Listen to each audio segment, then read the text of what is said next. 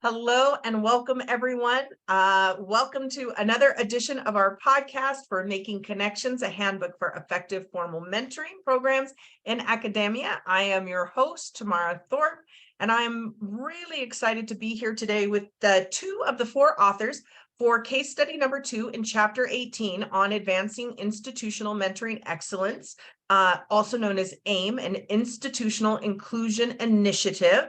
And I'm here with two of our authors, Valerie Romero Leggett, who is a first-generation college student and native New Mexican Hispana with strong roots in her cultural heritage. She received her bachelor's degree from Harvard University and her medical degree from the University of New Mexico. Dr. Romero Leggett serves as Vice President for Diversity, Equity, Inclusion at UNM's Health Science Center and as a professor in the Department of Family and Community Medicine.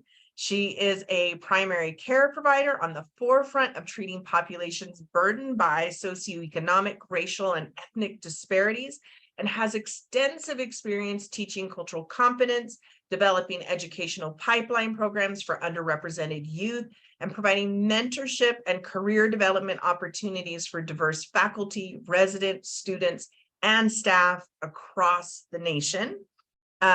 She is a role model for young female learners and professional women in health sciences, and has a profound career for advocating for women of color.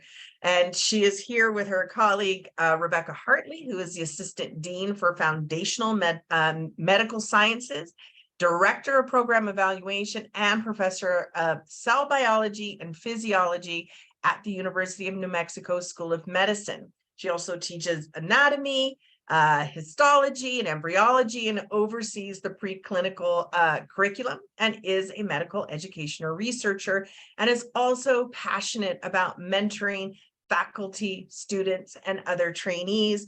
And absent today is Dr. Orrin Myers and Dr. Andrew Sussman, whose bios are available in the chapters. So Valerie and Rebecca, hello and welcome. Hi, thank you for having us today. Hello, Tamara. Well, I want to thank you both for being here. I want to both, again, thank you for your contributions to the book, and most importantly, this incredible program that you have built at the University of New Mexico. So I want to start by asking you to share a little bit with us of what inspired the work that you have done in the Advancing Institutional Mentoring Excellence pilot project, also known as AIME. Well, Rebecca, would you like to start us off, or how would you like to do this? Sure, I can start. So when I started as a faculty member, which was many years ago, I never had an official mentor. So I went out and I found my own mentors. I went out when I had questions about, I didn't know what to do. I didn't know how to be faculty, how to start a lab, how to hire people, how to train them. And that definitely influenced me. I wanted to make it easier for other faculty. And I would say mine is very similar to Rebecca's, because as I joined and came on faculty at the Health Sciences Center, I really, honestly, I didn't even know what a mentor was. I certainly didn't have a mentor, right? I didn't even know the words mentor-mentee, honestly. And as a matter of fact, let me just tell you, I didn't even know the difference, as being a staff faculty and then actually being in the academic track of things. So I just didn't know. And so I think, as we were talking and, many of us talking about this program, I think that personal experience of really not having the mentoring. And then I think what happens is, well, you don't know what you don't know, right? And then what happens is some things come up, and all of a sudden, you find someone, you go ask somebody a question that you kind of think, for me, it was somebody who looked like me and kind of was similar to me, another Hispana Latina, and someone who I had seen in the pediatric department. And I just asked her a question and, see if she could help me with something. And then from there, really kind of grew this nice relationship. And she was more advanced than me in her academic tenure. So I think she basically kind of took me under her wing. And then I realized, oh my God, how wonderful to have somebody who can help me navigate some things and help me know some things that I actually didn't know. So I think we probably both agree, but I'll say for sure, a lot of this is like not wanting others to have to figure that out for themselves, and providing something that was meaningful and would be helpful, because the academia is not an easy institution, right? A lot of times when you don't know. Yeah. I don't know. What else, Rebecca, like, do you think in terms of, and with your story? Oh, I think you're muted. Yeah, so I guess I started out in two different places. My first faculty position was the University of Iowa, where I didn't have an assigned mentor. I was there for 4 years before I came back to the University of New Mexico, which is where I got my bachelor's degree. I'm a native New Mexican. I was very happy to come back. And people did mentor me, and they were very open to me coming and asking them questions. But you have to overcome the inertia. You need to figure out who the right person is to ask. And just because you've done it in one place, it's not really easier to start out in a second place, because the institution, its policies, its procedures, and kind of the hidden part of it that you don't know about can be really different. And the only way to find out is really for somebody to help you learn it, or at least that's the best part. Yeah. Yeah, I think so many organizations, and particularly organizations as complex as universities, that there are a large set of hidden rules that can be very complicated and difficult to navigate and discover and figure out how to navigate those rules in order to advance and grow. And as I was reading through your case study, a couple of things stood out to me, and I want to start with the first, which is your operational definition for mentoring. And in your program, you defined mentoring as guiding academic and professional growth in an identity-conscious manner. So can you tell me, what does that mean? What does it mean, an identity-conscious manner? And how does that connect to what has inspired this mentoring program specifically? Well, I think I can start off here a little bit, but I think critical to especially, I mean, this was a pilot program, right, for our faculty of color. In our underrepresented, both mentees and mentors, right? And again, as you read the chapter and you see, we didn't have all of our mentors were not faculty of color. But you'll also see why that was also an important thing and the outcomes from that.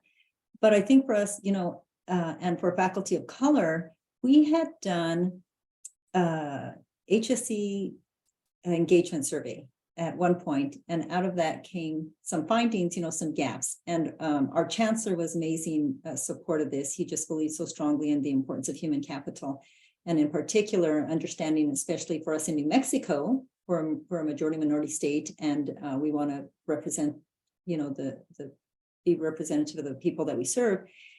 He understood how important it was to recruit and retain, and how precious a commodity our faculty of color are. So identity critical, right? Like our culture, traditions, the identity, cognitive diversity, right? Our experiences, our perspectives, everything, that language and cultures, traditions, those things that we bring, critically important, and came out in not only that survey, but then when we did focus groups and we had a summit with our leadership and faculty of color. And so kind of those things that we did really bubbled up this desire and need from faculty of color, saying like, we really would like mentorship, but we would like mentoring in a way that that values, again, identity, culture. So this was really important to us, and the signature feature, again, being that cognitive diversity we discussed. But Rebecca, what else do you think, or like what was important to you? I think you've summed it up really well. And I think the big thing is mentoring is not about making mini me's, right? And I do think that there are some faculty who still believe that.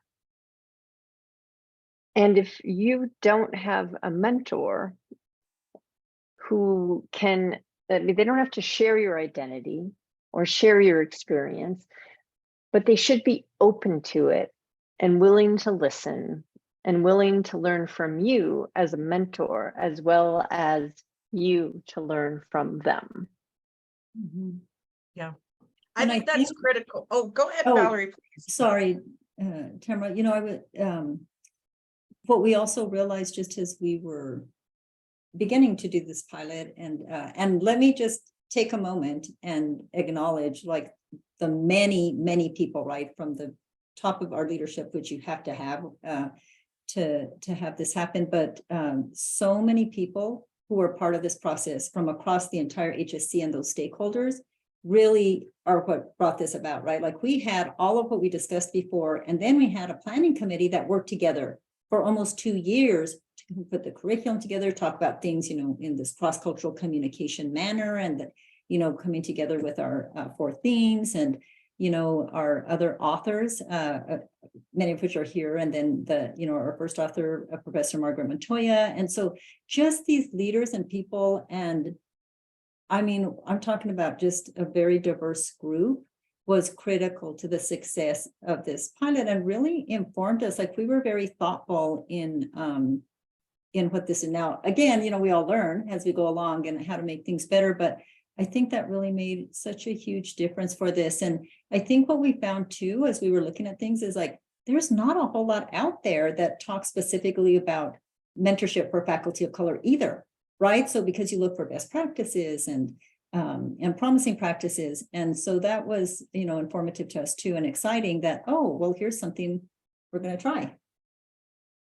Yeah, I think that's phenomenal. I think you said a couple of things that I want to hone in on, because certainly there are several other chapters in this book that we talk about in chapter 9, but a chapter contributed from several folks from UNM as well as Utah State and other sources that talk about cross-cultural mentoring, these cross-cultural relationships. And one of the things that you all talk about is using this model of reciprocal mentoring, and that being really key to this idea of cross-cultural learning. So I'm wondering if you both can talk about what is reciprocal mentoring and why is it important when we're building mentoring relationships that are cross-cultural or where we don't share many identity factors. Okay. So I Rebecca? think one really easy way to talk about it, I think I already said it, basically is the mentor and the mentee are learning from each other.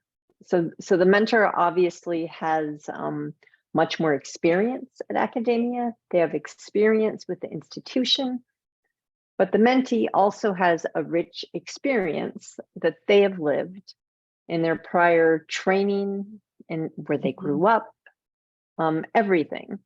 And so they can always learn from each other. And the training activities that we designed were really about cross-cultural communication for the mentor and the mentee to learn to really appreciate each other's perspectives, as well as to communicate with each other and develop trust, which is really key to mentoring. And I will leave it so Valerie can add on.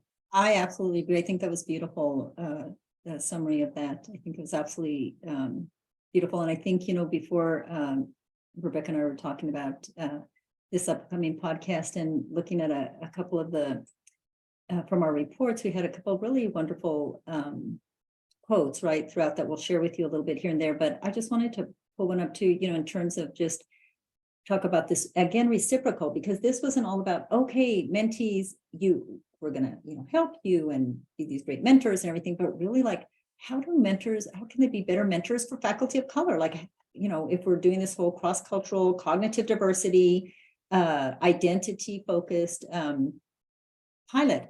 So one of our mentors said, as a mentor, the AIME program has made me more acutely aware of the still many unmet needs of junior faculty, and particularly the disenfranchisement felt by the faculty of color, right? And we had so many of the mentors come out of this feeling that they really had learned so much about, again, those unmet needs, and how to better address this and how to empower, right? How to empower our faculty and then tap into those untapped potential of these incredible faculty of color. So I think it was definitely eye-opening and a great learning experience for everybody involved, including the facilitators, right? I mean, we had these absolutely excellent facilitators, but I think these kind of programs, we all learn from each other the whole way through. Yeah. Yeah, no, I was really appreciated what you shared and what you just said about being intentional, right? Is that it's so critical for mentoring programs for us to be intentional, which is why this book was written, but particularly when we're focusing on the dimensions of difference as a core element of that program, being intentional about how we're addressing cultural competence and people's ability to mentor, because one of the things we know is that very often when people share an identity, they're likely to have an effective mentoring relationship. It's not always guaranteed, but there are different challenges when we're mentoring across difference. And I think, Valerie, to the point that you just made, when mentors are open to learning and using that experience to understand another's experience, when I was talking with David Law about his chapter in chapter 9, I said that curiosity to understand someone else's experience, someone else's lived experience, somebody else's professional journey, that can be such a powerful and enriching experience, which is why, for me, mentoring is always mutual and reciprocal. Right. Well, that was actually really nice. Thank you. So let's talk about your program specifically, because I think that there were, as you said, you had training, and we cannot take for granted that people know how to be great mentors, even when they're in, relationships where maybe they feel a little bit more connected to their mentee. And you talk specifically about having a culturally responsive mentoring program, which is tied to that cultural competence. But your model that you used had a variety of components, from one-to-one to group. So can you share a little bit about what informed that framework, and then how you incorporated that respect model into that framework? Woo! Well, those were several good questions there. So, Rebecca, do you want to start off here, or? I could start. So what we like to say is that our signature feature was an emphasis on cognitive diversity. And so then the question is, okay, what does that mean, right? And so in order to achieve this objective, we basically had 4 cross-cutting themes that we focused on during all of our trainings. And our trainings occurred at lunches, where we provided lunch. We had some separate trainings for the mentee and the mentors. And our 4 themes were racial and ethnic identities and cognitive diversity, implicit bias, faculty agency in promotion and tenure, and cross-cultural communication. So we matched the mentors and the mentees using an online platform. And if you ask us later what we might not need, I think the platform was great for matching, but then we didn't use it after that. So I just wanted to put that out there.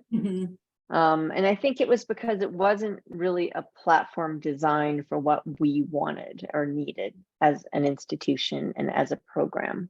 Yeah, because we were using it, the match was important, right? Because we wanted it to happen so that, people didn't know names, right? So it was great because you were uploading CVs and you were answering questions. And so it was a great tool. But I think, yes, I agree, Rebecca, institutions could come up with that on their own if they had. We just didn't have as much time. And this was a platform, actually, I believe that, Dr. Dominguez, Nora was, had trialed over at the University of New Mexico. But I think when we were trying to use it in our narrative, in our individual development plans and things, it was cumbersome in terms of like people going and using it and doing something on another platform and then trying to get in there. And so that part of it wasn't as conducive, but I think if you had large numbers, because we were smaller numbers in this pilot, it could be helpful that way. But I think also, I mean, with IT now and everything, all our departments, we could get that. But, back to what Rebecca was talking about in our cross-cutting themes, and then, the way that we had these lunchtime discussions, the discussions based on the case-based study were just like, really, I think that's where so much happened, right? First of all, just building trust to have these, uncomfortable, sometimes difficult conversations, and to build that trust and to get people to be able to open up. Our facilitators were excellent and very, with a lot of expertise, but those were really critical. And then I know you mentioned that respect model, I think it's Mostow model, we had used in our cultural competence curriculum before Dr. Rohan Minares, Dr. Goodkind, myself back in the day, for our building diversity, equity, inclusion. But modifying that a little bit was really wonderful, because it got to the things that, remember I told you we had that curriculum, that group that met stakeholders for 2 years. It gave us a really nice model to with the values that we had come up with, that we wanted to make sure we're part of this program, like you talk about respect, and you have power, and you have to talk about power and empathy and concerns. And, so the whole, what respect stands for, those really fit very nicely. And it was nice to already have like this incredible model that had been used, throughout and just so highly regarded in the literature. So I think those things, especially, I think a lot of the case studies, I think really created the space to have the learning that happened. Yeah, I think that's really powerful. I think we can't take for granted that folks have these skills, or that having these conversations and doing this learning is easy. For myself and my own practice, I know that this is always constant and ongoing work, and can be often difficult and uncomfortable for folks. But Rebecca, you had said earlier about, mentoring isn't about creating mini-me's, and very often our affinity bias draws us to people who remind us of our younger selves, and we are far more likely to, reach out to them and pull them in. And when we have to mentor to somebody who, who's so different from our own experience, that can be daunting. And being able to provide that upskilling, I think certainly in your outcomes that you found, was really powerful. But one of the other unique things that you had in your program was the use of case study. So can you talk about how you used case study really as a vehicle for learning and going deeper into these skills, and how that really benefited the program? So Valerie, do you want to start with that, or would you like for me to? I mean, you can hear, and I think I talked about it a little bit before, Tamara, when I was saying that did provide the space for the beginning of the conversations. But Rebecca, you're going to take it a little bit more, and then I can add. Yeah, so basically it's a cross-cultural relationship between a Native American junior faculty, who's the mentee, and her non-Hispanic white male department chair. So, and we would present different, basically an evolving scenario of basically what it was really interesting and based in reality, I will say, somewhat. And the faculty mentee would come up against different situations with her mentor, and we would have the participants in the program analyze what was going on, looking at the 4 different themes: communication, racial ethnic identities, implicit bias, and faculty agency, and where the power was. So we also combined all the elements of the respect model in that evolving case study. And it was really powerful. Yeah, that's a great summary, Rebecca. I really actually don't have a lot to add there. And again, our facilitators, Dr. Houses and Dr. Gibbs, Dr. Montoya, people, really put together this incredible, realistic case study, right? And I think, the other thing, and this is one place too, when we had, we were talking about the upcoming podcast and everything, and where I think another very powerful quote came from one of our mentees, and this is found in our annual report, the final report and the executive summary in one of those reports. But Dr. Carissa Culber said, the facilitated conversations, and so this is in these case study luncheons, that you had asked us about, Tamara. The facilitated conversations with mentors and mentees created some of the most honest conversations about race and academic life that I have ever experienced. It was truly invigorating to know that the institution was willing to have the difficult conversations necessary to create an inclusive and empowering environment for faculty of color. Wow. And I mean, that really honestly says it right there. Like, we felt that really captured so well the question that you're saying, like, what about these, the case study, and again, how you facilitate and create that kind of an environment that people, again, are safe, you'll open up, you'll have conversations, and you can learn. So, as we look to say, how do we do this if we'd like to at our institution, I think, again, a lot of it does, you have to have people who are good at that. You have to create case studies, which I do think the case study is a really great model, but things that are relevant to your institution and your cultures and identities and the things that you're working with in your place, right? Yeah. Very Yeah, powerful. absolutely. And I think it was interesting. The reason I asked about the case study is because I think it does create a certain amount of safety for people to talk about someone else's situation than maybe their own, right? And as you said, Rebecca, it was so powerful because it sort of gives people the freedom to talk about something external of themselves, and then in that kind of unpack what they might see or what they don't see and what others see.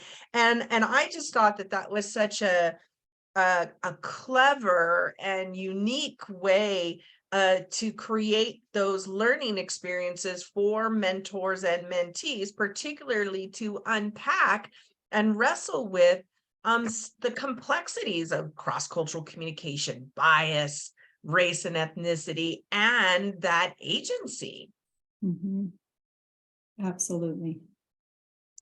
So I know that this was a pilot, and I would love for you to share sort of what are some of the outcomes and lessons learned and what you really envision you all will take forward. Well, we do know that, again, from where we started on our goals and objectives, that this was, successful. And as you read the chapter, as I hope you'll read the chapter and actually look at the reports themselves, you'll see that what was just so wonderful for us to see was the fact that the faculty of color actually did have, increase the sense of being valued by the institution and a sense of connectedness and just some wonderful things like, increased job satisfaction. So the things that, when you think about, like, well, great, let's recruit people here, but how do we retain them, right? So how do you retain them and help them be successful in academia? So knowing how important these were, and also that we were also building cadres of mentors who could be good mentors for our faculty of color as well. So I think lessons learned, I think we would take the things that we felt were important that we just talked a lot about, that we would try to replicate in another program. But I think 2 lessons learned, like, if you don't have, which we all know this anyway, but I mean, I think you say it is, like, if you do not have the highest level support at the highest level, a lot of things just kind of don't happen, or it takes so long. My gosh, like, you're already like onto other things and people are, moving. So it took a long-standing commitment, because you heard we were doing focus groups and this, like, this was years of things happening. And then, Dr. Roth then convened this diversity workforce group. And so all of these things that continued, like, there was this continued support and prioritizing of this, I think makes a huge difference. I can't, all of us have done things without that, but we know how much more difficult. So, I mean, for us, again, lessons learned in the big picture is really getting that at some level, like, you have that kind of support at some level somewhere in there, like, you have to really, I think, put something forward and institutionalize it if you choose to do so after. But it does take time and effort and, like, FTE and money. So, I think that's really important to also realize that piece of it, because you do it, and a lot of people, I mean, people were volunteering their time and they're being part of this. But at the end of the day, if you're going to institutionalize something, you have to really build the model with a budget and all the other like actual reality-based pieces of that. Yeah, and I'll just reinforce that it's great to do a pilot, but if you don't have a very solid plan in place for it to keep going and how you're going to expand it, then it's not worth doing the pilot, I would say. It's important to have a plan to move it forward. Mm-hmm. And I think the other thing that was really, I just want to say that was key to the success of this is that we had facilitators, and Valerie has already mentioned their names, Dr. Brian Gibbs, who was at the University of New Mexico at that time, and Dr. Emily Hazes, thank you. And they were amazing at facilitating difficult conversations.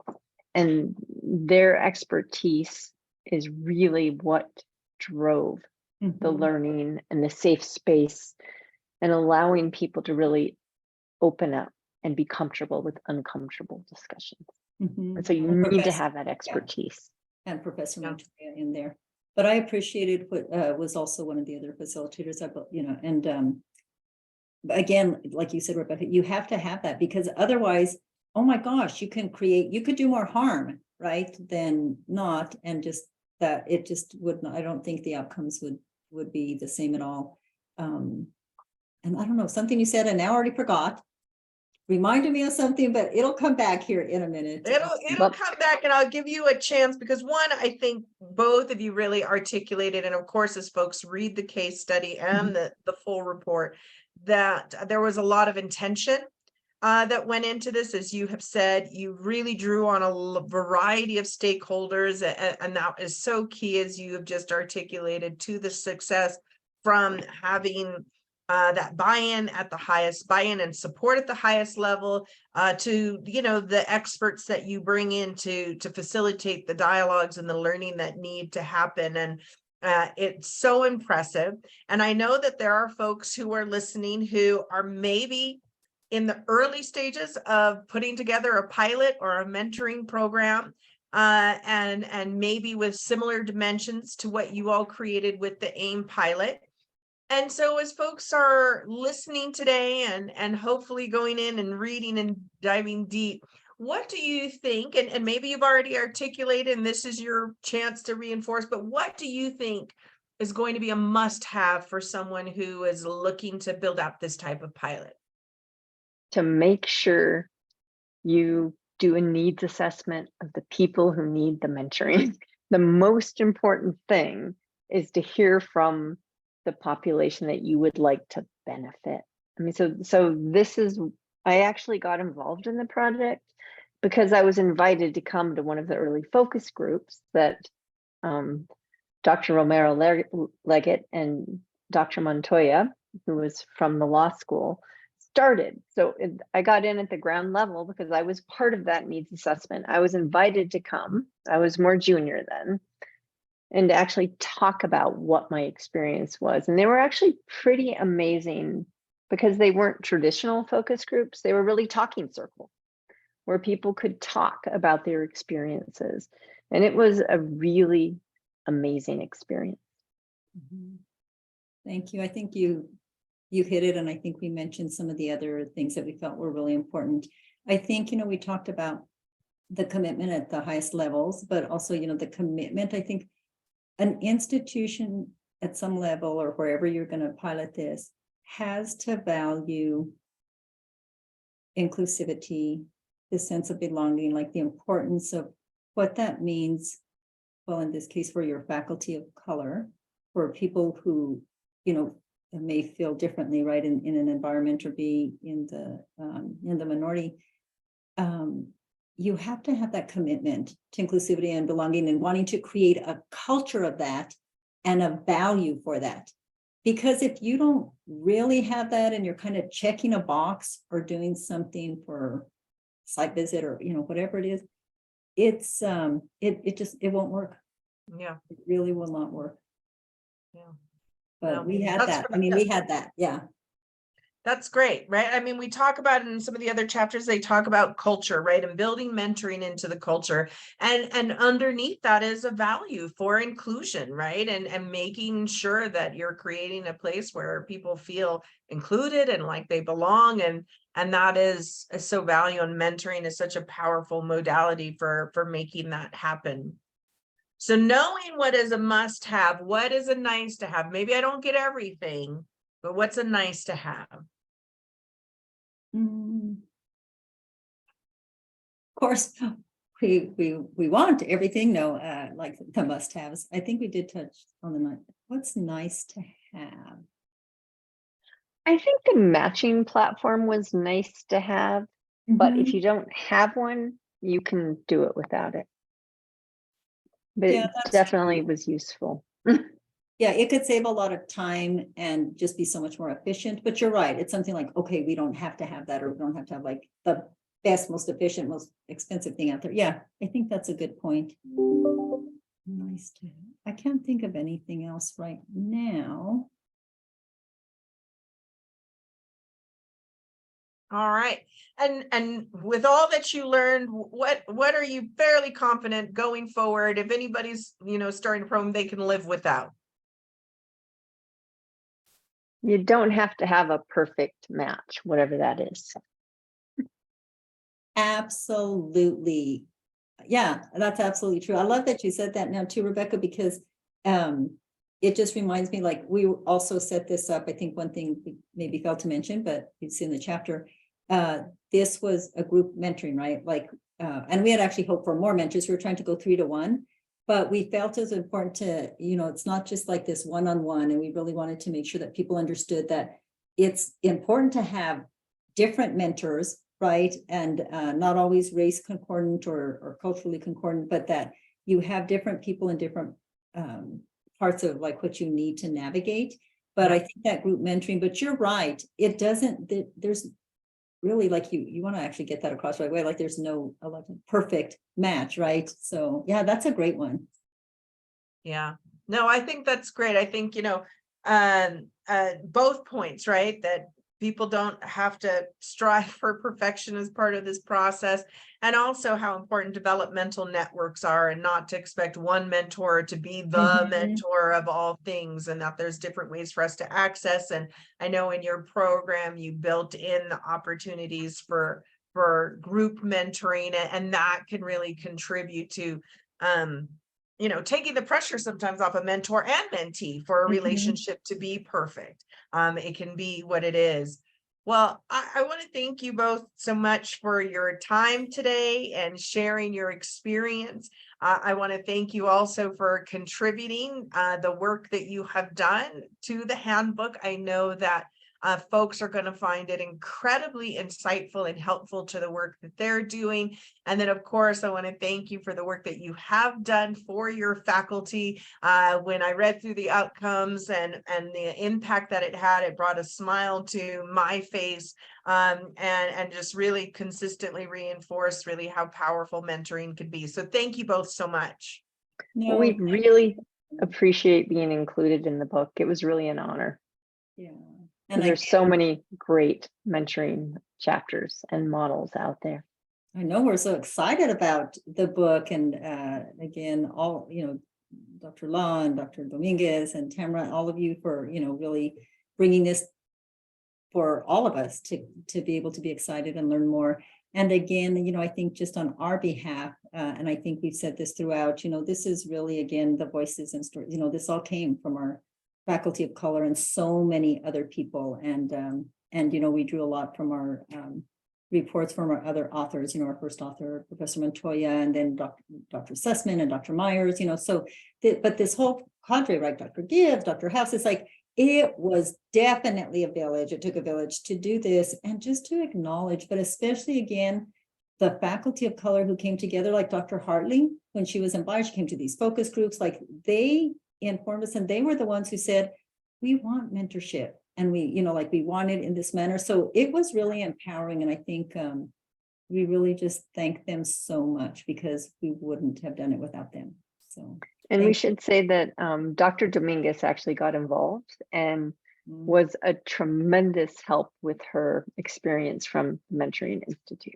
Oh She my gives lots of gosh. excellent advice. And Oh, she brought in all the mentoring, like all of that expertise that she has. And again, Chancellor Roth and and our executive Chancellor Larson at the time. But I mean, they're incredible, long-standing people. But yes, Dr. Domingos was incredible for us and helped us. And like I said, she'd been trying out that Insala platform, which was fun and new and something to do for us. So, but she's amazing. So She we is. appreciated her expertise and really was a foundational person for us in the whole pilot program. Absolutely. Thank you, Rebecca. That's phenomenal. Well, thank you both once again. Thank you, everybody, for joining and listening to us today. We encourage you to go into the chapter, read through the case study, and we will see you in our next episode. Thank you all so much, and bye-bye. Thank you. thanks for taking the time, Tamara. Yeah, appreciate it. Thank you.